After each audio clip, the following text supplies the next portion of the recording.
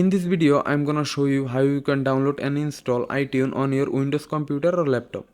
So first thing we need to do, click on Windows Start menu, then search Microsoft Store. Open the Microsoft Store application.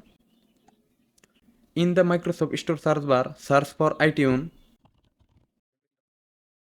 In the top left side, here is iTunes application. Just click on that. Now to download and install iTunes on your computer, just click on Get button.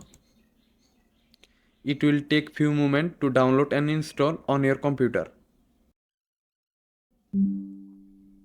Once installed done, click on this open button to open the iTunes application, or you can open iTunes application. Just click on Windows Start menu and search here iTunes.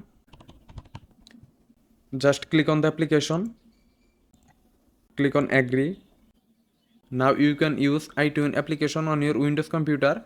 If you want to sign in your account, just click on accounts at the top navigation, then click on sign in. Now you can sign in iTunes and use iTunes on your Windows 11 computer. If you found this video helpful, don't forget to subscribe our channel. See you in the next video.